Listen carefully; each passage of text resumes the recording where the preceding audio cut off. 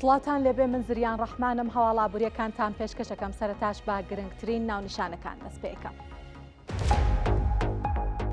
جێگیری سەرۆکی ئەنجومەنی نوێنەرانی عێراق لەبارەی چارەنووسی موچەی مانگەکانی 6 و 7 دەڵێت ڕێکەوتنی هەولێر و بەغاوەک خۆی ماوە و فشارەکان بۆ ئەوەن بە زووی نەوت هەناردە بکرێتەوە و دەست بە دابەشکردنی موچە بکرێت. ئیداری کەرکووک ئاسانکاری بۆ بازرگانان و شۆفێرانی ئۆتۆمبیلە بار هەڵگرەکانی پارێزگاری کەرکووک دەکات. بە پێی بڕیارەکە ئیتر پێویست ناکات بۆ پێدانی جیاوازی گومرگی ڕێگەیەکی دوور ببڕن و بچنە پارێزگاکانی تری عێراق. بەهای دینار بەرزبوونەوەی تۆمار کردووە و نرخی زێڕش پێش داخرانی بازاڕە داراییەکان 81 دلار بەرز بووەوە. نەوت بۆ خوار 70 دلار دابەزیوە.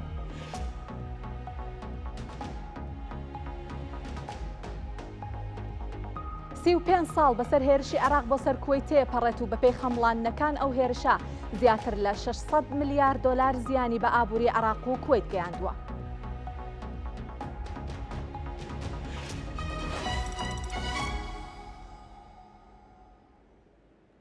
نزیکەی دە ڕۆژە وەزارەتی دارایی هەرێم لیستی موچەی مانگەکانی مانگی شەشی ڕادستی وەزارەتی حکوومەتی فیدراڵ کردووە. هەتا ئێستا ڕوون نییە کەی موچە دەنێردرێت. شاخەوان عەبدوڵڵا جێگری سەرۆکی ئەنجومەنی نوێنەرانی عێراق لەبارەی ڕێکەوتنی هەرێم و بەغاڕای گەیاندووە. ڕێکەوتنەکە وەک خۆی ماوە و لە ئێستایا فشار هەیە کە هەناردەی نەوت لە کاتێکی نزیکا دەست پێ بکاتەوە و دەست بە دابەشکردنی موچەی مانگەکانی 6 و 7 بکرێت. ئێستا بە فەرمی ئەوە ڕانەگەێنراوە کە کێشە دروست بووە. ئیتفاقیەکە خۆی وازەحە کە نەوتی هەرێم هەناردە ئەکرێت لەگەڵ بابەتی 120 میلیارەکە. ئەگەر تەمەشای تەفاسیلی بڕیارەکەش بکەن لیژنەیەک دروست کراوە بۆ تەقییمکردن، ینی ڕەنگە داهاتی ناوخۆی وەکو خۆی نەمێنێ گۆڕانکاری بەسرا بێ و حکوومەتی هەرێمی کوردستان بە فەرمی ئاگاداری بەغدای کرد کە ئێمە استعدادمان هەیە نەوتەکە تەسلیم بکەین. حکوومەتی ئیتیحادی زەختێک هەیە بۆی کە پەلە بکرێت لە هەنادەکردنەوەی نەوت و سەرفکردنی موچەی هەرێمانگ. ئەوەی کە هەیە ڕێکارەکانیان تەواو بووە، ئەوەی کە ماوەتۆ لای حکوومەتی ئیتیحادی ئەمڕۆ کۆبوونەوەیەکەیە وەسبەیش بزانم ئەگەن ڕێکەوتنیان متی عێراقی خۆیان ئەوەیان کرێسی دافی کێڵگەکانیان کردو و جیاتانە معروفە لەلایەنە. بەڵێ ئێستیدافەکازان کێ کردوێتی چ گروپێک کردوێتی بۆی محاسبێ وان بکەنە خەڵکی کورسان هەتا ئەو کاتەی کاگاتەوە حەدی خۆی تەبعاً سەرۆک وەزیرانی حکوومەتی هەرێمی کوردستان ئەو کاتی جووتی ئەمە کە دەست بە هەناردەکردنەوەی نەوتەکەین ئیمکانێتی بگاتەوە 400,000 ڕەنگە زیاتری بۆ ئەم قۆناغا چەندێک هەیە ئەوەندەی سیلامەکەن و بە پێی ئەوەی کە دواتر گەیشتە حەجمی خۆیەوە.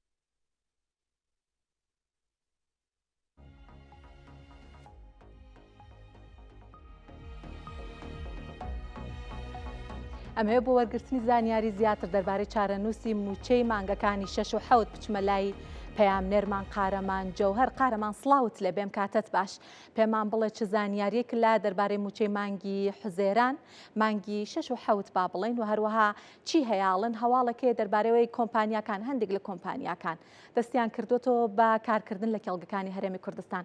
هەر زانیاریەکی نوێت لایە ئێمە چاڕوانی گوێبیستی بین. زریان ئەو کاتت باش ئێستا ئاسی بەرهێنانی نەوت زیادی کردووە لە کۆبوونەوەی ڕابردووی ئەنجومەنی وەزیران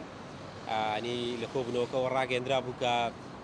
داهاتی نەوت نزیک بۆتەوە لە 150,000 بەرمیل نەوتی ڕۆژانە.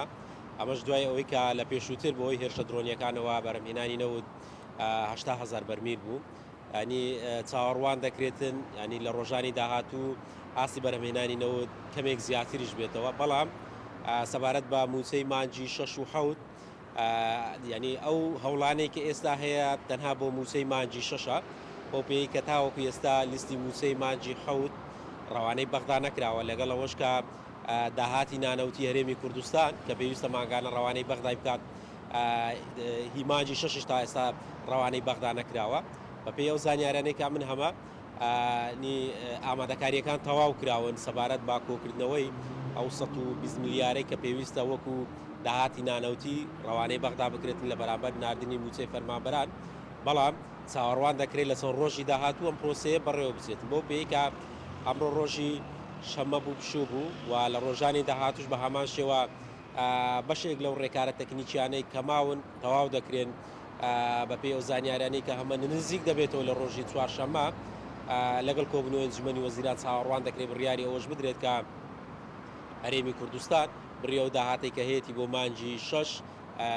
ئەو 120 میلیارە ڕەوانەی بەغدا بکات یاخود ڕادستی بەغدا بکات لە بەرامبەر ئەوەش چاوەڕوان دەکرێت هەناردەی نەوتی هەرێمی کوردستانیش بە هەماشەوە نزیک بۆتەوە لە هەناردەکردن بەڵام تا ئێستا وادەی هەناردەکردنەوە کە دیار نیە هەرچەندە لە هەفتەی ڕابردوو حکوومەتی هەرێمی کوردستان لە ڕێگەی نامەیەکەوە وەزارەتی نەوتی عراق و وەزارەتی دارایی عراق ئاگادار کراوەتەوە لەوەی کەوە ئاستی بەرهێنایی نەوت زیادی کردو و ئامادە ناکە لەو بڕێی کە ڕۆژانە لە ئێستادا بەرهەم دەهێنرێتن ڕادستی کۆمپانیای سۆمە بکرێت بۆ ئەوەی کەوا دەست بە هەناردەی نەوتی هەرێمی کوردستان بکرێتەوە بەڵام تا ئێستا هۆکاری هەناردەی نەوتی هەرێمی کوردستان دیار نییە چاوەڕوان دەکرێت ئەمیش لە ڕۆژانی داهاتوو یەکلایی بێتەوە سەبارەت بە هەناردەکردنەوەی نەوت سەبارەت بە موچەی مانجی حەوت ئامادەکاریەکان تەواو کراوە یعنی لەگەڵ ڕەوانەکردنی بڕی داهاتی نانەوتی هەرێمی کوردستان ئەو 150 دواتر ڕاستەوخۆ لستی موسەی مانجی حەوتیش ڕەوانەی بەغدا دەکرێت ئێستا هەموو ڕێکارەکانی ئەم لیستە تەواو بووە و پێداچوونەوەی میزانیە یاخود تەرازووی میزانیەی خەرجیەکانیش ئەمیش بە هەماشەوە تەواو بە هیمانجی حەوت چاوەڕوان دەکرێت ئەمیش بکەوێتە کۆتایی ئەم هەفتەیە ئەو کات ئەو وادەیە دیاری بکرێت کە لیستی موسەی مانجی حەوتیش ڕەوانەی بەغدا بکرێت بەڵام ئەوەی کە گرنگە ئەوەیە کە لە چەند ڕۆژی داهاتوو تاوەکو ڕۆژی چوارشەممە ڕادستکردنی ئەو 120 میلیارد دینارە یەکلایی دەبێتەوە کە حکوومەتی هەرێمی کوردستان پێویستە بۆ مانجی 6 یاخود ماگانە بۆ حکوومەتی عراق ڕەوانەی بکە ئەو کات حکوومەتی عراق چاوەڕوان دەکرێت بڕیاری ناردنی موسە بدات کە دەکەوێتە چ ڕۆژێک بەڵام لەگەڵ ئەوەشکە ئەمڕۆ زریان وەفدێکی ئەمنی وەزارەتی بەرگری عراق لە هەولێر بوون تا ئێستاش لە هەولێرن کە سەردانی چێلگە نەوتیەکانیان کردووە سەبارەت بۆ درۆنانەی کە کەوتونەتە شێلگەکانی نەوت و کاریگەریان لەسەر دابەزینی ئاستی بەرهێنانی نەوت هەوکە چاوەڕوان دەکرێتن ئەمانیش راپۆرتی خۆیان بەرز بکەنەوە لە ئەگەری تەواوبوونی کارەکانیان ڕۆژی سێشەممە کە کۆبنەوەی ئەنجومەنی وەزیرانی عراقا گفتوگۆ لەسەر ئەوەش بکرێت کە هەرێمی کوردستان توانای بەرهەمێنانی چەندی نەوت هەیە چەند هەناردە دەکاتن ئەو کات بڕیاری ئەوە بدرێت کە هەناردەی نەوتکەی دەبێتن لەگەڵ ئەوەشکە ناردنی موسەی مانجی 6 فەرمان بەرانی هەرێمی کوردستانیش بە چ شێوازێک دەبێت چ ڕۆژێک حکوومەتی عراق یاخود وەزارەتی دارایی عراق بڕیار لەسەر هەناردەکردنی دەدات بەڵام تا ئێستا موچەی مانجی حەوت دیار نییە وەکەوەی کە ڕێکارانی وەزارەتی دارایی لێرە کردوێتی یاخود ئەو ڕێکارانی وەزارەتی دارایی عراق کە لە هەرێمی کوردستان داوای دەکاتن تا ئێستا جێبەجێ نەکراوە. سپاس پەیامنەرمان قارەمان جەوهەر سپاس کە دەربارەی دوایین زانیاریەکان سەبارەت بە موچەی مانگی 6 موچەخۆران و هەناردەکردنەوەی نەوتی هەرێمی کوردستان لە هەولێرەوە لەگەڵمان ئامادە بووی. ئەچینە کەرکووک بۆ پاڵپشتیکردنی کەرتی بازرگانی و ئاسانکاریکردن بۆ کاری بازرگانانی کەرکووک و شۆفێرانی ئۆتۆمبیلی بار هەڵگر ئیدارەی کەرکووک بڕیاری داوە لەمەودووە بازرگانان ئەتوانن جیاوازیەکانی باجی گومرگی لە خاڵەکانی پشکنینی سەر بە پارێزگای کەرکووک بدەن لە بری چوونیان بۆ پارێزگاکانی نینەوە و دیالە. بەڕوونی بابەتەکە بەم جۆرەیە هەندێک جار باجە گومرگیەکان لە سنوورەکانی هەرێم و عێراق جیاوازیان هەیە کە بارێک لە هەرێمەوە داخڵ ئەبێت لێرەوە ئەچێت بۆ عێراق بازرگان ئەبێت جیاوازیەکەی بدات جا پێشتر بازرگانانی کەرکووک بۆ ئەم مەبەستە ئەبێ بچوونە بۆ نینەوە و دیالە ئێستا ئاسانکاری کراوە ئەتوانن لە کەرکووک جێبەجێ بکەن ئەوەش ئاسانکاریەکی باشە بۆ بازرگانان و شۆفێرانی بار هەڵگر لە پارێزگای کەرکووک. پارێزگاری کەرکووکی ژەڵێت مەبەست لەم بڕیارە پاڵپشتیکردنی کەرتی بازرگانیە.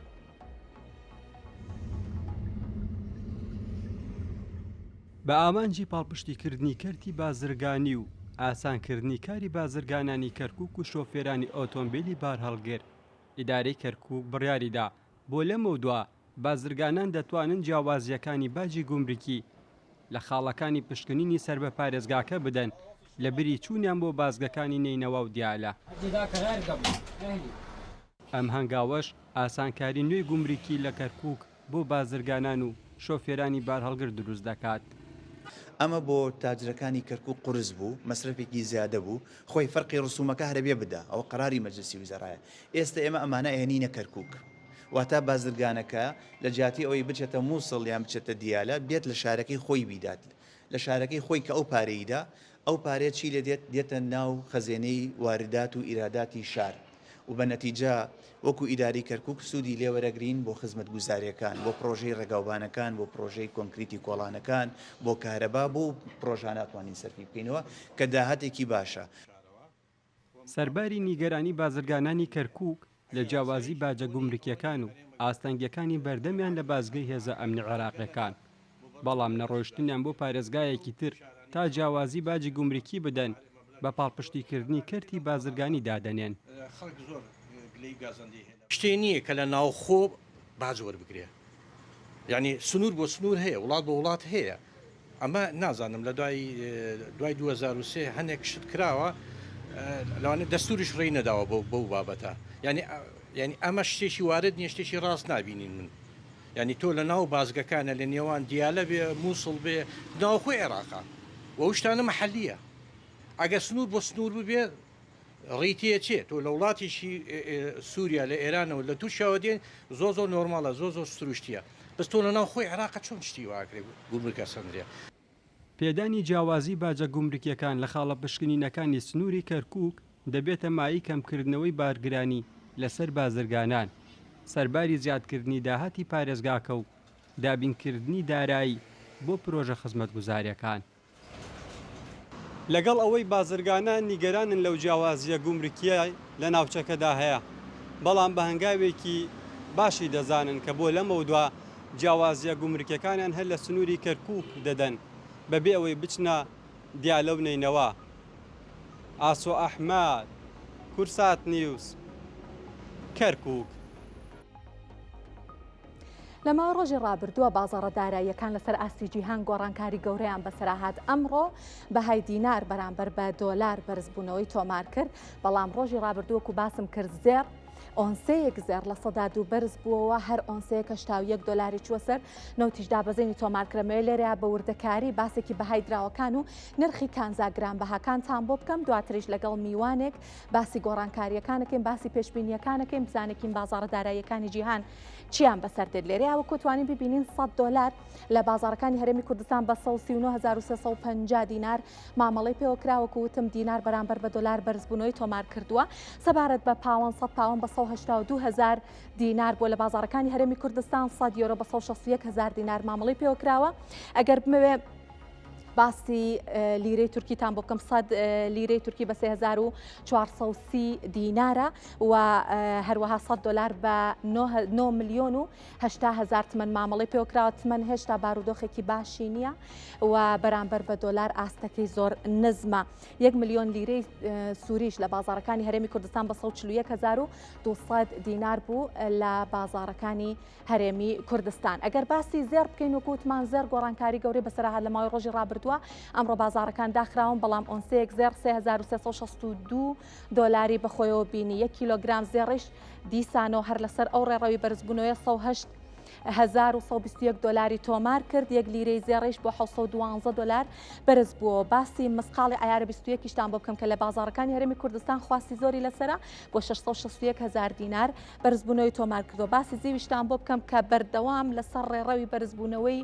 هەرچی زێر بەرز بێتەوە زیویش بەرزبوونەوە تۆمارەکات و بە پێچەوانەشەوە بگرە بەرزبوونەوەی زیو بە ڕێژەیی زیاتر لە زێڕیشە. 1 ئۆنسە زیویش بۆ 37 دۆلار بەرز بووەوە. باگەر زانیاری زیاترمان هەبێ لەم بارەیەوە وەری بگرین سەبارەت بە نەوت بزانین نەوت چ گۆڕانکاریەکی بەسەرە هاتووە. 1 بەرمیل نەوتی خاوی برنت بۆ 69 دۆلار و 43 سنت دابەزین ینی بۆ خوار 7 دۆلار دابەزیوە. نەوتی تەکساسیش بۆ 67 دۆلار و 25 سنت دابەزیوە. سەبارەت بە غازی سروشتیش بۆ 3.08 دۆلار ئەم بەهایە ئەم نرخەی تۆمار کردووە. ئەگەر بمێ باسێکی بازاڕی پێنوێنیەکانتان بۆ بکەم گۆڕانکاری بەسەرا هات و باسی هۆکارەکانی ئەم گۆڕانکاریانە لەگەڵ میوانەکەمانەکەین. داو جۆنز کە داو جۆنسی کە 43573 دۆلاری تۆمار کرد. ناستاک سەد کە 22,766 دلاری تۆمار کرد و داکس چلیش کە 43,573 دلاری تۆمار کرد بازاڕە داراییەکان دابەزینیان بەخۆبین. ئەمە کۆتا زانیاریمان بوو دەربارەی ئەم بابەتە. ئەمە باسی بابەتێکی ترتان بۆ بکەم کە یەکێک لە هۆکارەکانی گۆڕانکاری بوو لە بازاڕەکانی جیهانە ڕۆژی هەینی ڕۆژی ڕابردوو فەرمانگەی ئاماری وەزارەتی کاری ئەمریکا لە راپۆرتێکە ڕایگەیاند کە لە مانگی تەموزە وا تا مانگی حەوت تەنها 73,000 هەلی کار لە ئەمریکا ڕخساوە. ئابووری ناسانیش ئەڵێن ئەوە بەواتای خاوبوونەوەی گەشەی دامەزراندن و خستنە ڕووی هەلی کارە لە ئەمریکا. باس لەوە ئەکرێت ڕەنگە کاریگەریەکانی سیاسەتە بازرگانیەکانی ترامپ و باجە گومرگیەکانی لەسەر بزنسە بچووکەکان هۆکاری ئەو دابەزینە بێت. دوا بە دوای خستنە ڕووی ئەو داتایە ترامپ بڕیاریدا بەڕێوبەری فەرمانگەی ئامار لە کارەکەی دوور بخاتەوە ئەڵێت ئەو بەڕێوبەرە بایدن لەو شوێنە دایناوە ئەوێ من و کابینەکەم ئەیبدار بکات. ئەو بڕیارەش کاریگەری نەرێنی لەسەر بازاڕە داراییەکان دروست کردووە.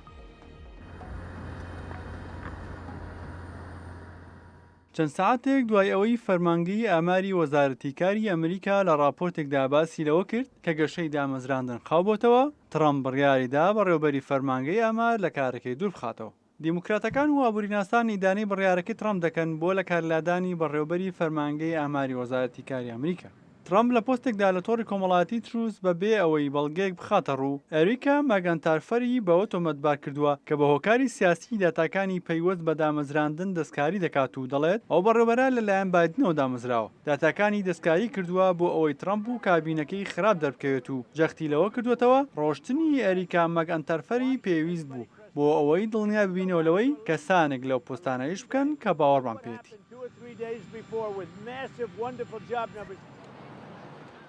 ئەو بڕیارە بازاڕەکانی وۆڵستریتی شۆک کردو بووە هۆکاری دروستبوونی نیگەرانی لە دەستوەردانی کۆشکی سپی لە داتابووریەکاندا. دوو بەڕێوەبەری پێشووتری فەرمانگەکە لە ڕاگەندراوێکدا لەو بارەوە دەڵێن بڕیاری دەرکردنی ئەریکا ماگانتارفەری لەلایەن ترامپەوە بێمانایە و دەبێتە هۆی لاوازبوونی متمانی هاوڵاتیان بە داتا حکومیەکان. ئەریکا دەڵێت سەردەمی خزمەتکردنی لە فەرمانگەی ئاماری وەزارەتی کاری ئەمریکا بە شانازی ژیانی دەزانێت و جەخت لەوە دەکاتەوە کە کاری ئەو فەرمانگەیە زۆر گرنگە. ئەو بڕیارەی ترامپ هاوکار بوو لەگەڵ ناسەقامگیری لە بازاڕەکانی جیهان بەهۆی باجە گومرگیەکانی ترامپەوە کە هەندێک لە ئابووریناسان پێشبینی دەکەن زیان بە ئابووری جیهان بگێنێت. ڕۆژی هەینی فەرمانگەی ئاماری هێزیکاری ئەمریکا لە راپۆرتێکدا ڕایگەن کە لە مانگی تەموزدا تەنها 73,000 هەلیکار ڕەخساوە. ئەو داتایە بۆ مانگەکانی ئایار و حوزەیران پێداچوونەوەی پێداکراوە و ڕاگەندراوە کە دەرکەوتووە داتانوێکە 250,000 هەلیکاری کەمتر بووە لەوەی پێشتر خراوەتە ڕوو. ترامپش دەڵێت ئەو پێداچوونەوەیە هۆکاری سەرەکی لە کارلادانی بەڕێوەبەرەکەی. فەرمانگەی ئەماری وەزارەتی کاری ئەمریکا هەموو مانگێک داتاکانی پەیوەست بە ژماری هەلیکار و دامەزراندن دەخاتە ڕوو پێداچوونەوەی بۆ مانگەکانی پێشووتر دەکات کە بە گشتی جیاوازیەکان تەنها لە چەند هەزار زیاتر نییە. گۆڕانکاری لە دوای ئامارەکان بەراورد بە پێشووتر زۆر بوو. ئابووریناسان دەڵێن ئاماژەکان بۆ ئەوەیە کە گەشەی هەلیکار و دامەزراندن خاوبێتەوە. هەندێک لە ئابووریناسان باز لەوە دەکەن کە پێ دەچێت ئەو گۆڕانکاریانە دەرکەوتەی کاریگەری باجە گومرگیەکان لەسەر بزنسە بچووکەکان بێت. ئەمانەوە گفتوگۆی زیاتر بکەین دەربارەی و گۆڕانکاریە کە بازاڕە داراییەکان تۆماری کردووە لە ماوەی ڕۆژی ڕابردووەوە ینی بە زۆری وێ لێرە لە ستۆدیۆ محەممەد سەلامی شارەزای بازاڕە داراییەکان لەگەڵمان ئامادەیە زۆر بەخێراتن کاکەم هۆکاری ئەم گۆڕانکاریە چیەکە لە ماوەی ڕۆژی ڕابردووەوە بازاڕە داراییەکانی جیهان تۆماری کردووە هاوکات زێڕ و نەوت و بازاڕی پشکەکان بەیەکەوە ناسەقامگیریان بخۆبینی. زریان خان بەگشتی پرۆسەیەک هەیە لە ئەمریکا چەند داتایەکە کە مانگانە بڵاوەکرێنەوە. ئەم داتایانە فەدرال ڕزەرڤ تیمێکی شارەزای هەیە ئەم تیمە دێن خوێندنەوەی بۆکەن بەپێی ئەو ئامارانی کە وەریەگرن لەم داتایانە دواتر بڕیارێن لەسەرەوەی کە لە دانیشتنی داهاتووتریانە بەنسبەت سوودی بانکیەوە ئایا سوودی بانکی دابەزێنن وەکو خۆی بیهێڵنەوە یاخود بەرزی بکەنەوە. یەکەمین هەینی دەستپێکی هەموو مانگێک ئێمە داتایەکمان هەیە بە ناوی ناون فارم پیلر واتە دەستی کار بێژگە لە جوتیارەکان هەموو ئەوانەی کە خەریکی کارکردنن غێری جوتیارەکان. ئەم داتایەکی زۆر گرنگە چکە بە جۆرە لە جۆرەکان پایەکانی ئابووریمان پێپشانەیە لە ئەمریکایە ئەم ئەگەر وەکو ئۆتۆمبیلێک سێری بکەیت ئەم پایانە بە باشی خەریکا سوڕێت ئەو سیستمەی کە وزە ئەیات بەوەی کە ئابوووریەکی سەرکەوتوو هەبێت ئابوووریەکە بێت کە خەڵک دڵخۆش بێ پێیت کاشی پێبێت کردن و فرۆشتن ئەنجام بدرێت وەکوی خۆمان دەڵێن هاڵێن موچە درا بازار بژاوەتەوە ئایا ئەم بژانەوەی هەیە ئەم داچای کە بڵاو بۆ زۆر دوور بوو لە ئەوەی کە چاوەڕوانەکرا پێشبینی یەکرا تقریبی 120,000 بڵاو بێتەوە بەڵام خوار 170,000 بڵاو بێتەوە بەڵام خوار 100,000 بوو 73,000 بوو ئەمە دوو سیناریۆ بە ئێمایە لەم دوانە پێ ناچێت بە دەربێت یەک ئەمریکا هەستی بەوە کردووە کە لە دوای ئەم داچایە هەستی بەوە کردووە کە کەوتۆتە حاڵەتێکەوانە کە پێڵین داڕمانی ئابووری ئایا نزیکە لەمە ئەگەر نزیک بێت لەمە گومانت لەوەیان نەبێت کە مانگین و سوودی بانکی دابەزێنێت یانەوە تا حاڵەتێکی تر هەیە ئەمریکا هەستی بەوە کردبێت بڵێت ئیتر وردە خەریکم ئەتوانم هەڵاوسان کۆنتترۆل بکەم تارگێتی ڕاستە 2.2 بەڵام ئێستا 4.4 لەوا چێت بە کۆمەڵە داتاکانیان بڵێن ئێمە ئیتر وردە وامان کردووە کە هەڵاوسان کۆنتترۆل بێت با سوودی بانکی کەم بکەینەوە دووبارە جارێکی تر کاش بچێتەوە ناو بازار ئەمەی کە کەمتر بووە لەو ڕێژەیە دیارە کاتێکە ئەم داتایە بڵاوبووانەی بێمی پیشانداڵێ ئابووری باش نییە بە جۆر لە جۆرەکان نەخۆش پیشانیات وڵاتێکیش کە ئابوووریەکی باش نەبێت کەواتە زەربێ بۆ دراوی وڵاتەکەی بۆ دراوێکی وەکو دۆلار کە دراوی سەرەکی ئەمریکا دابەزە لەکو بینیمان دوێنێ کراشی کرد بۆ خوارەوە ئەسێتێکیش وەکو زێڕیش کە پەناگەیەکی ئارامە بەرزە بێتەوە بە دڵنیاییەوە کاک محەممەد من باسی زێڕت بە تێر و تەسەلی لێ ئەپرسم لەبەرەوەی کە گرنگە پەیوەستە بە ژیانی ڕۆژانی هاوڵاتیانی ئێمەشەوە بەڵام ئەمێ بزانم ئەم لە کار لابردنی بەڕێوەبەری فەرمانگەی ئاماری وەزارەتی کاری ئەمریکا دوا بەدوای بڵاوبوونەوەی ئەم ئامارانە لەلایەن ترامپەوە پاکردنی ینی پاکردنەوەی پرسیارەکان بوو و ئەمە چ گۆڕانکاریەک لەسەر بازارەکان دروست دەکات ئەمە توانێت زیاتر قۆڵی بکاتەوە ناسەقامگیریەکە لابردنی جیرۆم پاوڵ زیێخان بابەتێک نییە ترامپ بتوانێت ڕاستە زۆرشتی سەیری کردووە ڕاستە بەردەوام لە خولەکی پێشووتریشا کۆمەڵێک بابەتی کردو ئێستا شوێن پەنجەی دیارە باسی ئەو ساڵانە ناگەن بەڵام فێدرال ڕزرڤ بانکی فدرالی ئەمریکا ناوەندێکی ئەتوانم بڵێم 100% سەربەخۆیە دەستێوەردان تایە ممکن نییە بەداتە و بە ئاماری هەرچەند ئەو هەڕەشانە لەلایەن ترامپۆ زۆرە بەڵام هەر دوێنێ لە دوایەوەی ئەم داتانە بڵاو بۆ بەڕێوەبەری فەرمانگەی ئاماری وەزارەتی کار لە بەڵێ فەرمانگەی ئامار لەلایەن ترامپەوە بڕیاردرا کە لە کار لا ببرێت و ئابووری ناسان ئەڵێ ئەگەر ئەمە بکرێت مەترسی هەیە لەسەر شەفافیەتی داتا ئابووریەکان لە ئەمریکا ئەمە ئەتوانێت کاریگەری زیاتر دروست بکات لە بازاڕەکانە یان بێگومان تەنها فەرمانبەرێکی ئاسایی و فەرمانبەرێکی بێگومان فەرمانبەرێکی ئاسایی نییە دوو سیناریۆ هەیە بۆ ئەم بابەتە خاڵێکی جوانت باس کرد باشی بکەینەوەنێ بۆی بینەرا بزانن چۆن هەڵسوکەوت بکەن لەگەڵ حاڵەتێکی لەم جۆرەیە تەنیا دەنگۆیەک بۆ جیرۆم پاوڵ بڵاو بۆ بازار شڵەزایستا کەسێک لا بەدراوە لە پۆستەکەی ئەبێکی دروست ببێت با تێڕوانینەکەمان بەم جۆرە بێت لە حاڵەتێکی ئاوایە ترسێک دروست ئەبێت کە ترس دروست بوو پشکی کۆمپانیا ئەمریکیەکان وەکو ئێستا بەڕێزت ئاماژە پێدا داو جۆنزە نازداکە SP500 ڕاسەڵ 2000 ئەمانە چونکە قازانجی باش ئەیەن بۆکو بازارێکی ریسکی سێرەکرێن تووشی دابەزی نەبن ئەسێتێکی وەکو زێر چونکە وتمە پەناگەیەکی ئارامە بەرزە بێتەوە کەواتە کەسێک کە لە بازاڕە داراییەکانە خەریکی چالاکیە گوێی لە هەواڵێکی لەم جۆرە ئەبێت بەو پەڕی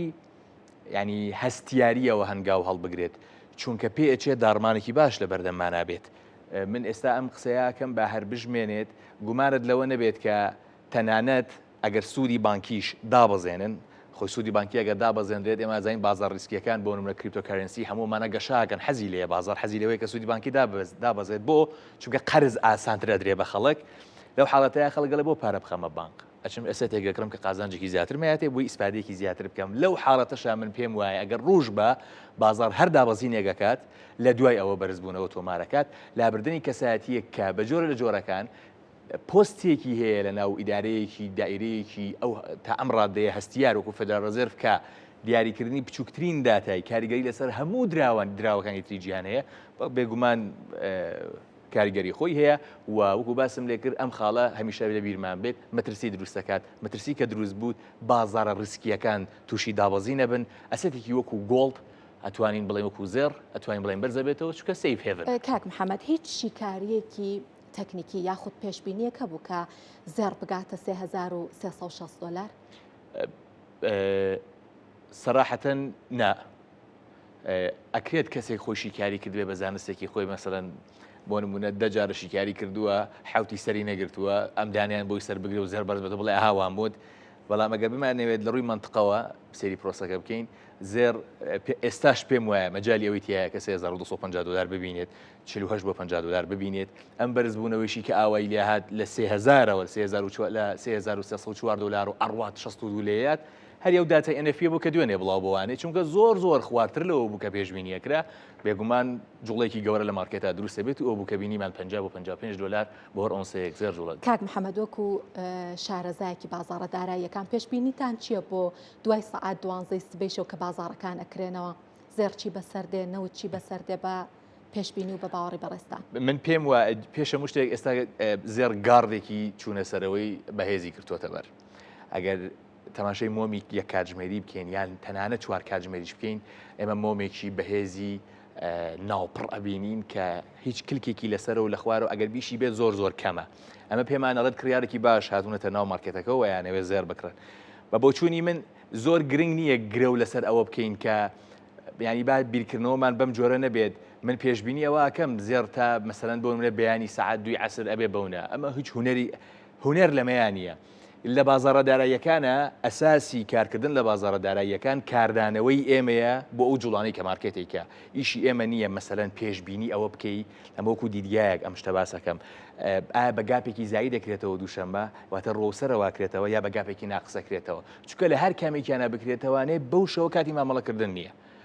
تۆ کاتێکی دیاری کراوەتێ بۆ مامەڵەکردن بۆیە لەم حاڵەتەیە ئێمە ناوچەمان هەیە من دەڵێم 3377 زۆر گرنگە بۆ زێر 3377 ئەگەر بێت و بشکێنێت بەهێزەوە لانی کە مۆمێکی 15 خولەکی لەسەر و 3377 دابخاتەوە گومانە نەبێت 3400 دلاریش ئەبینێتەوە و ئەتوانێت تارگەتەکانی سەرەوتر ببینێت چەند ناوچەیەک هەیە یەک لە دوایەکە بتوانێت بیشکێنێ ئەتوانێت سەرەوتر ببینێت بەڵام لەسەر و هەموو ئەم پرۆسانەوە من پێم وایە زێر لە خواتر ناوچەی هەیە کە لیکویدیتی تایە کە کۆمەڵە کڕیاری باش وکو هیچ فەندەکان وکو بانکە گەورەکان دامەزراوە گەورەکان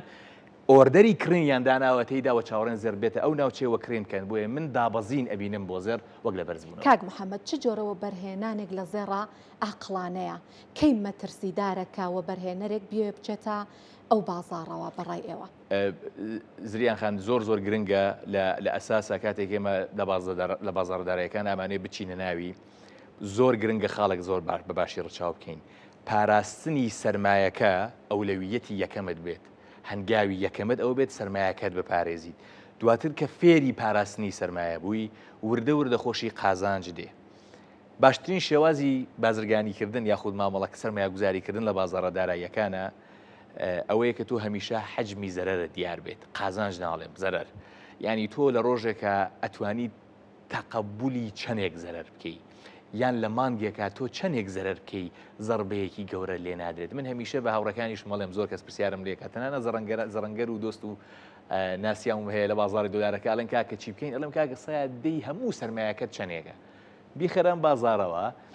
پەلەت نەبێت بە شەوێک شت ڕوونایەت بگرە زەڕبەی گەورەت لێیات ئەگەرە تەوێت لە زێرە سەرمایە گوزاری بکەی باشترین نوعی سەرمایە گوزاری ئەوەی کە لە چەند قۆناغێکە تۆ کڕین ئەنجام بی بیر لە فرۆش هەر مەکەرەوە لە زێرە ئەمریکا ئەڵم مندا زێردا بەزێت بۆ کورتمەودا خەرگین قسەی لەسەرەکەین ئەڵێن چەند ناوچەیەک لە خوارەوە ماوە هەڵی بگرێت اینجا بەباشی بەرز بێتەوە تەنانەت 3500 دلار کە ئاکاتە ئەیتیئێکی پێشووتری خۆی واتە هەیە پێشووتری خۆی ئەویش بشکێنێ بۆیە لەم حاڵەتەیە تۆ لە سێ خۆناغا بیکڕەوەتە لە ڕێژەیەکە کە ناوچەکەت بەدڵە کڕینێ بکە کەمێک هاتە خوارتر با هەموو سەرمایەکە لەو ناوچیان نەبێ کەمێک هاتە خوارتر کڕینێکی تریش بکە هاتە خواتریش کڕینێکی تریش بکە سێرەکی ئەم سیستەمی کڕینە کە پێڵن کڕینی قادرمەیی ئەگەر تۆزێکی زێر بەرز بێتەوە تێکرا ڕێژەی ناو سەرەکی لە قازانجێکی باشای هەموو سەرمایەکەش نەخسۆتە مەترسیەوە باسێکی بازاڕی فۆرەکسمان ئەگەر بۆ بکەیت زۆر بە کورتی بەرەو چ ئاراستەیەگە ڕوا پێشبینیتان بۆ ئەو بازاڕە بۆ بەرهێنان چییە؟ بەگشتی بازاری فۆرێکس دەریایەکی بەمانای کەلیمە بێبنە ڕۆژانە بە سەدان کەسی نوێ دێتنەوە ئەم بازارە و بە سەدان کەسیش لێ ئەچێتە دەرەوە حەزەکەم خاڵێکە بۆ باس بکەم کە ئەمە دیدگایەکی هەڵی دروست کردووە و ئەشبینین لە کۆمەلگای ئێمەیە بەم جۆرە خەریکە قسەی لەسەرکرێت با ئێمە بین بەم جۆرە تەفسیلیکەین و لەمە بەدواش هەموو ئەوانەی کیانوێت لەم بازارە کار بکەن با لەم دیدگا و لەم تێڕوانینەوە باسی بکەن ئەگەر بچیتە هەر بزنسێکەوە بێگومان ئەگەر شارەزایەتی تەواوت نەبێت تۆ خەریکی ریسکەکەیت ئەگەر خۆمانە بیڵم خەریکی قومارەکەی ئەگەر دەتەوێت کاری ئۆتۆمبیل بکەیت لە معرض ئۆتۆمبیل بکڕی بفرۆشیت ئیشی خان و بەرە بکەیت لە ئەلوەکە تەماتە و خەیار و سەوزە و ئەمانە بێنیت ئەگەر ئوسوڵەکەی نەزانی سیستمەکەی نەزانیت بۆ منە ئەدەواتەکەشی نەبێ بەڕادێکت هەیە بۆی ئەمەشیاتێک نەچێت کەسێکت هەیە دەم و لەفزێکی جوانی هەیە ئەتوانێت میوەکەت بفرۆشێت هەموو ئەمانە دەسێنە دەستی یەک بزنسێکی جوان دروستەکە ئێرەش بەدەر نییە هەر لەو پرۆسەیە کێشەکە ئەوەیە چونکە ئاسان بەکاردێ یعنی تۆ بن لە مۆبایلەکەتە ئاوەشی سەر مۆبایلەکە سێڵ و بایەکی تایە و تۆ بە لەحزەیەک ئەتوانیت ئەم خێرەیان زەرەرە بکەیت بە هەڵە هەموو کەس هەڵپێتی بۆی بچێتە ناویەوە و ئەمە دێ زەربەی لێیە کە زەربەی لێدا بازارەکە بە قومار باسەکات ئەڵێ ئەم زەربەی لێدا و فلان و ئەمە لە کۆتاییشە ئەگەر تۆزێک لە عمقەوە بیری لێ بکاتەوە خۆی پەلەی کرد خۆی هەنگاوی هەڵینا بەخۆیان بچێتەوە زۆر باشترە. سپاس محەممەد سەلامی شارەزای بازاڕە داراییەکان کە لێ خۆشحاڵدیە لەگەڵمان ئامادەبوون بەخێر هاتن. جیاواز لەم بابەتامێ بچمە سەر بابەتێکی مێژووی 35 ساڵ بەر لە ئێستا لە ڕۆژێکی وەک ئەمڕۆیە عێراق هێرشی کردە سەر کوێیت و 35 ساڵ بەسەر داگیرکردنی کوێیت لەلایەن عێراقەوە تێئەپەڕێت. ئەو هێرشەی کە وای کرد لەو کاتەوە عێراق بەدەست لێکەوتە ئابوووریەکانی ئەو داگیرکاریەوە ئەناڵێنێت. ساڵی 1990 سەدام حسێن سەرۆکی ڕژیمی بەعس بڕیاریدا کوێیت داگیر بکات و بیکات بە بەشێک لە عێراق بەڵام ئەو هێرشە وای کرد زیانێکی گەورە بە ژێرخانی دارایی و سەربازی و مرۆیی بگات کە بەهۆیەوە عێراق خرایە ژێر ئابلۆقەیەکی توندی ئابووریەوە لەلایەن نەتەوە یەکگرتووەکانەوە و عێراقیش ناچارکرا زیانەکانی کوێیت قەرەبوو بکاتەوە.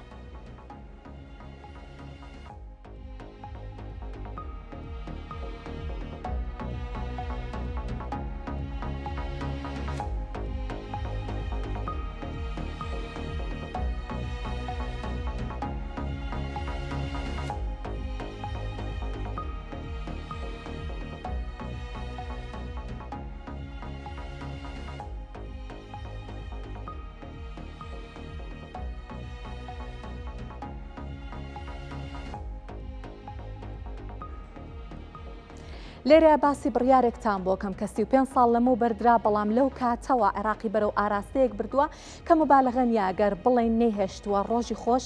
بەخۆیەوە ببینێت. لە ساڵی 1990 کوێیت لەلایەن عێراقەوە داگیر کرا کە لەو کاتەوە 35 ساڵ هەتاوەکو ئێستا تێئەپەڕێت. کاریگەریەکەی ئەوە بووکە 1991 عێراق خرایە ژێر بەندی حوتینەتەوە یەکگرتووەکان. بەندی حوتینەتەوە یەکگرتووەکان دیارە هەندێک دەسەڵات ئەیە بە ئەنجومەنی ئاسایش کە لە کاتێکا وڵاتێک ئاسایشی جیهانی بخاتە مەترسیەوە بەکارهێنانی سزانێ و دەوڵەتەکان سزا ئابووری و داراییەکان و بەکارهێنانی تەنانەت هێزی سەربازی ئەو وڵاتە بوەستێنێت و ئاسایشی جیهانی ئاسایشی نێودەوڵەتی بۆ جیهان بگێڕێتەوە. پابندکران بە قەرەبووکردنەوەی کوێیت 52 ملیار دۆلار عێراق پابند کرا کە کوێیت قەرەبوو بکرێتەوە و لە ساڵی 2022 دوایەوەی کە عێراق ئەو زیانەوە ئەو تێچووە ئەو قەرەبووکردنەوەی دایەوە بە کوێیت لە ژێر بڵین بەندی حەوت لەلایەن نەتەوە یەکگرتووەکانەوە دەرهێنرا.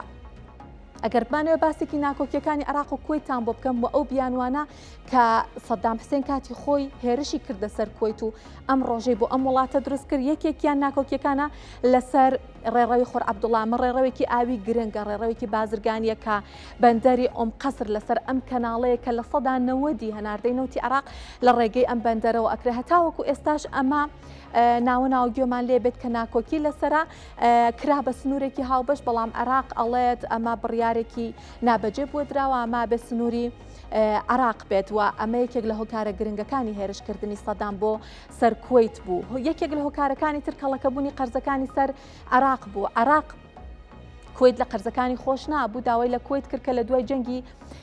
ئێران و عێراق لە قەرزەکانی خۆش ببێ خۆش نەبوو پێی وابوو باشترە کە هێرش بکاتە سەر ئەو وڵاتە و کوێیتی تۆمەتبارە کردبەوەی کە زیاتر لە پشکی خۆی لە ئۆپیک بەرهەمە هێنێت بۆتە هۆی دابەزینی نرخی نەوت و بۆ جۆرەش زیانی بە ئابووری عێراق گەیاندووە. یەکێکی تر لە هۆکارەکانیەوە بواڵێ کوێیت نەوتی عێراقی دزیواڵێ لەو کێڵگە نەوتی هاوبەشانە کە لە نێوانم دوو وڵاتە هەبووە بە جێگەی ئەوەی کە بە شێوەیەکی ڕاست بیرەنەوتەکان هەڵبکەنێ بە شێوەیەکی لابەلا هەڵی کەندووە و بەشێکی نەوتی عێراقی بۆ خۆی دزیوە و هەندێک بابەتی تر هەندێک بیانووی تر کە هێرشی کردە سەر ئەو وڵاتە و عێراقی بەرەو ئەو داڕمانە ئابووریە برکە هەتاوەکو ئێستا دەتوانین لێکەوتەکانی ببینین. 620 میلیارد دلار زیانی لێکەوتەوە ئەو هێرشەی سەدام کە بۆ سەر کوێیت ئەنجامی دا و زۆربەی بۆری و بیرەنەوتەکانی هەردوو وڵات لە دەرئەنجامی ئەو هێرشە لە ناوچوون. ئەوە بووە هۆیەوەی کە بەرهەمهێنانی نەوتی عێراق لە 3 ملیۆن بەرمیلەوە بۆ 300,000 بەرمیل دابەزین بەخۆیەوە ببینێت وە کوێیتیش لە 2.5 ملیۆن بەرمیل ڕۆژانە بەرهەمەکەی بۆ 400,000 بەرمیل دابەزین تۆمار بکات. با زانیاری زیاتر وەربگرین لەبەرەوەی کە بێگومانم دوو وڵاتی گرنگن لە ئۆپیک و دابەزینی بەرهەمی نەوتی ئەم دوو وڵاتە زیان بە ئۆپیک ئەگەێنێ بەگشتی. ئەم هێرشە و ئەم زیانانە کە بەرژێرخانی نەوتی عێراق و کوێیت کەوت $10 نرخی نەوتی بۆ هەر بەرمیلێک دابەزاند و بەرهەمهێنانی لە 16 کەم کردەوە. بەرهەمهێنانی بێگومان ڕێکخراوی ئۆپیکی دابەزان و 12 میلیارد دلاریش زیانی بەر دامەزراوەکە گەیاند کە ئەمە داگیرکاریەک دەست بە سەراگرتنێکی کورتخایەن بوو، بەڵام زیانە ئابوووریەکانی و لێکەوتە ئابوووریەکانی یەکجار زۆر بوون بە تایبەتی بۆ عێراق. ئێستا لە عێراقەوە بچین بۆ ئێران و باسێکی قەیرانی کارەبا بکەین لە وڵاتە. هەتا دێت قەیرانی وزە لەسەر هەموو جومگەکانی ئێران زیاتر خۆی نیشانەیات وە قوڵتر ئەبێتەوە و کاریگەری لەسەر هەموو لایەنەکان و هاوڵاتیان و پیشەسازیەکەشی دروست دەکات. ئەندامێکی کۆمەڵی پۆڵای ئێران ئەڵێت بەهۆی بڕانی کارەبای پیشەسازیەکان زۆربەی کارگەکانی پۆڵا لەو وڵاتە داخراون و ناتوانن درێژە بە کارەکانیان بن. وەزیری پیشەسازی ئێرانیش لەو بارەیەوە ئەڵێت ڕەوانیە پیشەسازیەکانی وڵات بۆ دەستڕاگەیشتن بە کارەبا کە سەرەکی ترین وزەیە بۆ درێژەدان بە کار و چالاکیەکانیان ڕوبەڕووی سنووردارکردنی نادەت پەروەرانە ببنەوە. ئەندامێکی کۆمەڵی پۆڵای ئێران ڕایگەیاندووە لە دووەم مانگی بەهاری ئەم ساڵەوە پێدانی کارەبا بە کارگەکانی پۆڵا لە 90% دابەزیوە. دەژلێت لە ئێستادا تەنانەت ئەو لە سایە 10یان پێنادرێ، ئەوەی وەریدەگرن لە سایە 2 بۆ لە 3% زیاتر نییە و ئەو بڕەش تەنانەت بەشی هەڵکردنی گوڵۆپی کارگەکان ناکە کە بەواتای پەککەوتنی تەواوەتی کارگەکانە. جەختیشی لەوە کردوتەوە سەرەتا بڕیار بوو ئەو دۆخە تەنها 2 هەفتە بخایەنێ، بەڵام هەتا ئێستاش بەردەوامە. سێمانگی سەرەتای ئەمساڵ بەرهەمی پۆڵای ئێران گەشتۆتە 5 ملیۆن و 628,000 تۆن کە بەراورد بە 6 ملیۆن و 119,000 تۆنی سێمانگی سەرەتای ساڵی ڕابردوو لە 4.8 دابەزیوە. ئەو ڕێژەیە دەری دەخا کە ئەمساڵ کاریگەریەکانی قەیرانی کارەبا لەسەر کارگەکانی پۆڵای ئێران قوڵترە، هەرچەندە ساڵی ڕابردووش بەرهەمهێنانی پۆڵاکەمی کردبوو، بەڵام ڕێژەی دابەزینەکە لە 1.8 بووە. سنووردارکردنی پێدانی کارەبا بە کارگەکانی پۆڵا لە یەکەم مانگی بەهارەوە دەستی پێکرد، بەڵام لە دووەم مانگەوە بە ڕێژەی لە 100% کارەبایان بڕاو، بۆ هۆیەوە زۆربەی کارگەکان داخران، تەنها ئەوانە نەبێ کە خۆیان کارەبایان بەرهەم دەهێنا. قەیرانی کارەبای ئێران و سنووردارکردنی کارەبای پیشەسازیەکان ناڕزایەتی وەزیری پیشەسازی ئەو وڵاتەی لێکەوتەوە. ڕۆژی ڕابردوو محەممەد ئەتابک لەو بارەیەوتی ڕەوانیە پیشەسازیەکانی وڵات بۆ دەستگەیشتن بە کارەبا کە سەرەکی ترین وزەیە بۆ درێژە پێدانی کار و چالاکیەکانیان ڕوبەڕووی سنووردارکردنی ناداتپەروەرانە ببنەوە. جەختیشی لەوە کردوتەوە کە بڕانیا خود سنووردارکردنی کارەبای پیشەسازیەکان نەکرد دەبێتە هۆی دابەزینی بەرهەمهێنان، بەڵکو بەرزبوونەوەی ڕێژەی بێکاریش بە دوای خۆیدا دەهێنێ کە زیانێکی جدی بە زنجیرەکانی دابینکردن و هەروەها هەناردەی وڵاتیش دەگەیەنێت. 15 مانگی 5 ئەمساڵ وەزارەتی ناوخۆی ئێران بڕیارێکی دەرکرد بۆ بڕانی کارەبای پیشەسازیە گەورەکان بۆ ماوەی 2 هەفتە. هەر ئەو کات محەممەد ئەتابک وەزیری پیشەسازی وتی ئەو بڕیارە بەبێ ئامادەبوونی وەزارەتەکەیان دراوە و دژایەتی هەیە لەگەڵ ئەو ڕێکەوتنەی لەگەڵ وەزیری کارەبا کردویانە. جەختیشی لەوە کردوتەوە کە کەرتی پیشەسازی ئێران سەرەکی ترین قوربانی کورتێنانی کارەبایە و وتی لێکەوتەکانی بڕانی کارەبا بۆ کەرتی پیشەسازی قورسە و قەرەبووکردنەوەی ئەستەم دەبێ لەبەر ئەوەی ئەو کەرتە بە بەشێکی گرنگ لە کۆی بەرهەمی ناوخۆی ئەو وڵاتە دادەنرێت. لە کاتێکدا بڕیاری بڕانی کارەبا پیشەسازیەکان تەنها بۆ 2 هەفتە بوو، بەڵام هەتا ئێستا بەردەوام و زیانی زۆری بە کەرتەکە گەیاندووە. ئابووری ئێران ڕوبەڕووی هەندێک ئاستەنگ و بەربەست دەبێتەوە، لەوانە سزانێ و دەوڵەتیەکان و هەڵاوسان و ناسەقامگیری لە بەهایدراو، بەڵام ئەمساڵ کورتێنان و بڕانی کارەبا زۆرتر لە ساڵانی ڕابردوو دەستی پێکردووە و بەو هۆیەوە هاوڵاتیان ڕۆژانە چەند سەعاتێک لە بێکارەباییدا بەڕێ دەکەن و کەرتی پیشەسازی ئەو وڵاتەش پاشەکشەی تۆمار کردووە.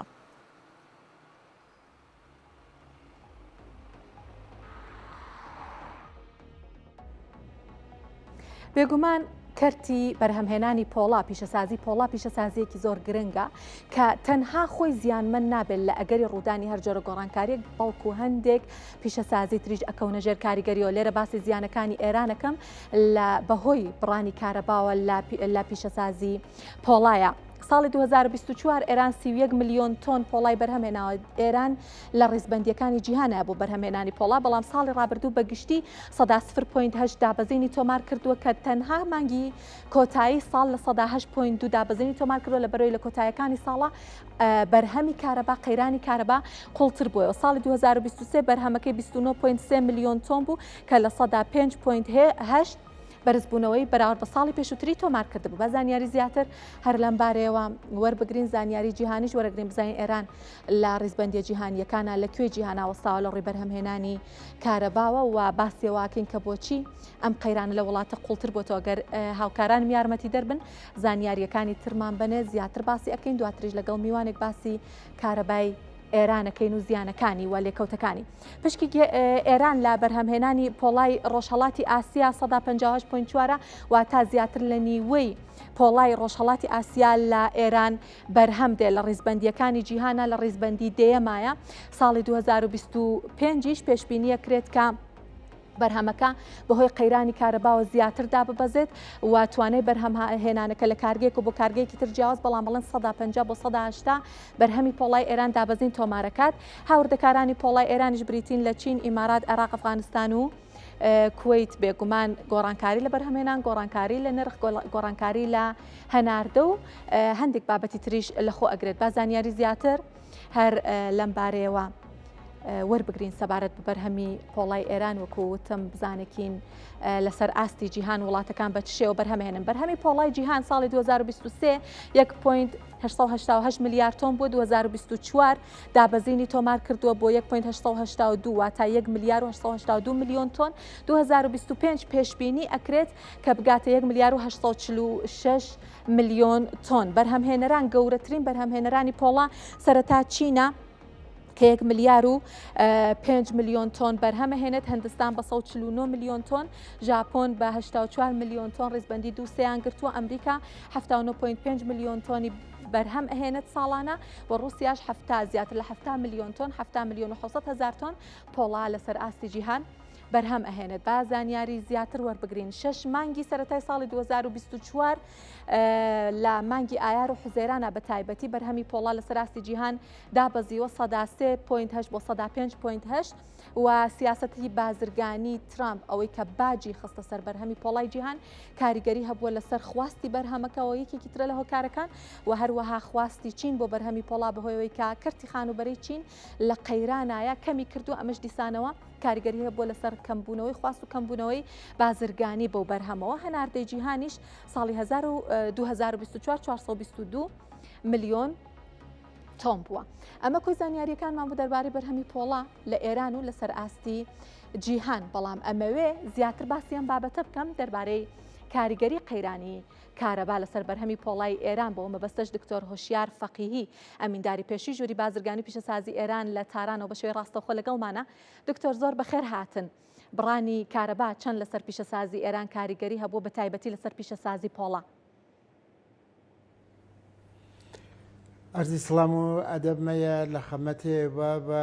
کل بینەرانە عەزیزتانە.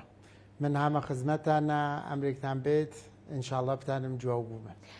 دکتۆر ئەرزم کردن پرسیارەکەمەوەیە کە بەرهەمهێن ینی قەیرانی کارەبا کێشەی کارەبا لە ئێران چەند کاریگەری لەسەر پیشەسازی و لەسەر سەنعەتی ئێران دروست کردووە؟ حدودەن ئێمە شتێک حدود 35% لە ئەفرادێکی شاغڵن اشتغال مفیدیان لە ئێرانە هەیە هەن لە بەخشی سەنعەتە. بەحس لەواقع اختلافات و مشکلاتێکی لە کارەبا لە ئێرانە بۆ وجوداتکە یەکێک لە مشکلاتە ئەساسی بۆ بەخشێت لەواقع نیروی کارمان بۆ وجود هاوردە بە دلیلەوەی کە لەواقع فرێک لە کارخانەگەل بە دلیل کوچک مەقیاسبوونیان و بوچکبوونیان متاسفانە ناتانن ئەدامەی کار بن بە قەتیگەل بەرخۆ و ئەدامە بن و دەرنەتیجە فرێک لە نیروگەل خۆیان تعدیلەکەن و دوچار مشکڵەوە. ئێمە مەواردێکی لەواقع لە بەخشی سەنعەت لە ئێرانە بۆ بەحسی بەرخەز قەبلەنیش لە قانونێ کەسب و کارە پێ ئیشارە کریاگە و مادەی 25 قانونێ تۆسعەی کەسب و کاری کشور ئیشارەی هەست بەوە کێ وەختێکانیش کەمبوودە بەرخەز لە ئاخری مەرحەلە بە بەخشە سەنایە لەواقع تەخسیس بگێ بێ بەرقیوەلکە متاسفانە بە خاطر فشارێ بەخشی سیاسی بە بەخشی اقتصادی کشور متاسفانە قانونە بە ئیجرا دەرناتکەوە بیشترین فشاگەر خەریکە لە بەخشی سەنعەتاتێت بۆ قەتیە کارەبا و ئەمە خۆیەتانێت هەم تاسیرگوزار لە GDP کشوەرا بێت و بەخشە عومدەیەک لە سەنایە ئێمەش دوچارە مشکڵاتی بکات. باشە دکتۆر فەقی پیشەسازیەکان چۆن ئەتوانن لە بارودۆخی هاوشێوەیە ئەم قەیرانە بەڕێوەبردننی بۆ بکەن مدیریەتی بکەن ئێوە وتان لە یاسایە لە کاتی کورتهێنانی کارەبا پیشەسازیەکان لە پێشن بەڵامە بینین کە کارەبایان نییە ئێستا خۆیان پیشەسازیەکان چیان لە دەستێتوانن چی بکەن؟ ئەگە گەرەکمان بێ بە سوورەتێ ئوسوڵی و جامع نسبەت بە مەسەلە حل مەسەلەکە بکەین واقعیەتە وەسەکێ بەخشی اقتصادی و بەخشی تۆلید لە ئێرانە نیازمەندی ئیسلاحاتە ئەساسیە لە دەرەجێ ئەوەڵات ئێمەیشێت بەخشی سەنعەتێکمان بێت کە کامڵەن بەخشی خصوصی بە وابەستە بە بەخشی دەوڵەت نەبێت هەروواکێ وازانن ئێمە بعد از انقلاب لەواقع سیاستگەل چوو بە سەمتی دەوڵەتی بوونەوە لە قانون مادە ئەسڵی چلوشوارێ قانون ئەساسیە بەرقەرار بەرەوە بوو کە بەخش خصوصی جایگوزینە بەخش دەوڵەتی بێ کە متاسفانە میشە بازم بە خاسی ئیجرانەوە بە بەخشێک تر تقریبا نزیک بە دەوڵەت تحت عنوانە خصوصیەتیگەل بوو وجود هاتن کە باز هەم ڕێحەل بە چارەساز بوو بەخش ڕقابەتی و خصوصیە دەوڵەت خصوصی بەخش سەنعەت نەبوو و ئەمە یەکی لە ئەساسی تەرین مشکڵاتێکە کە لە بەخش سەنعەتا چ لە تۆلیدی کارەبا چ لە تۆلیدی ماشینە چ لە تۆلیدی پۆڵات و چ لە تۆلیدی هەر نۆ لەواقع کالایکاکێ و بێن لە نەزەریا بگرن یەکی لە مشکڵات ئەساسیمانەوەیە کە بەخش خصوصی واقعی پێشڕۆ نییە و فەزا بۆ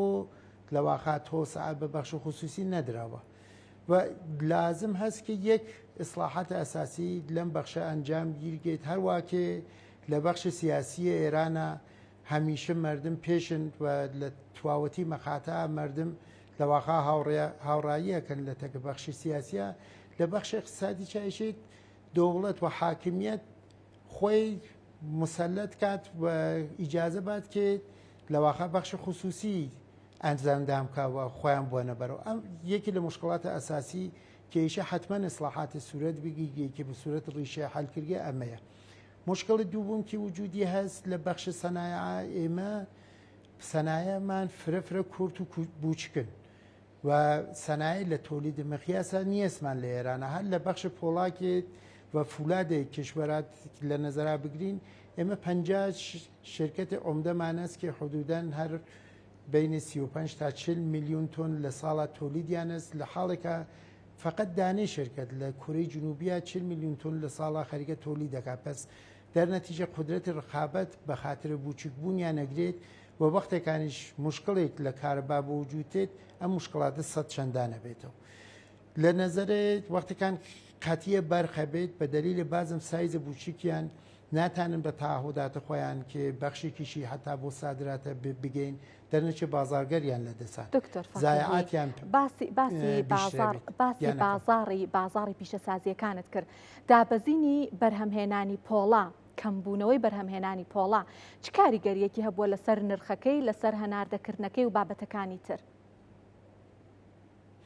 بزانن لە بەخشی پۆڵا فەرایەندی تۆلید بە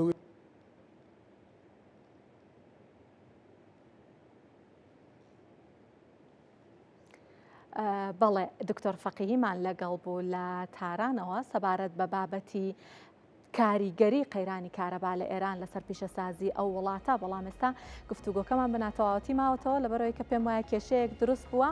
بەرهەمی پۆڵا یەکێک لە بەرهەمە گرنگەکان یەکێک لە پیشەسازیە گرنگەکانە لە ئێران بەهۆی ئەوەی کە بەشێکی باشیش لە GDP ئەو وڵاتە بۆ خۆی تەرخان ئەکات پیشەسازیەکی گرنگە لە ڕێزبەندیە جیهانیەکان یەکێک لە دەسەرەکی ترین وڵاتی بەرهەمهێنەری پۆڵایە بەڵام ئێستا بەهۆی قەیرانی کارەباوە لەو وڵاتە نەک هەر بەرهەمی پۆڵا بەڵکو پیشەسازی ئەو وڵاتە بە گشتی ڕوبەڕووی ئاستەنگ ئەبێتەوە یەکێک لەو بابەتانە و یەکێک لەو پیشەسازیانە پیشەسازی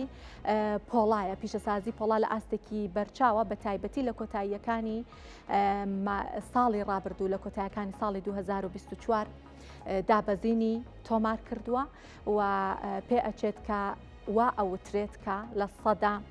90 پۆڵای ئەو وڵاتە کارگەکانی پۆڵا لە وڵاتە داخرانیان ڕوبەڕووی داخران بوونەوە چیتر ناتوانن بەرهەمیان هەبێت. بەڵێوا دیارە ناتوانین لەگەڵ میوانەکەمان بەردەوام بین. دکتۆر هوشیار فەقیهی ئەمینداری پێشی ژووری بازرگانی و پیشەسازی ئێران لە تارانەوە لەگەڵمان ئامادە بوو بەم شێوەیە ئێمەش هاتینە کۆتایی گەشتی هەواڵابووریەکانمان سپاس کە بینەرمان بوو.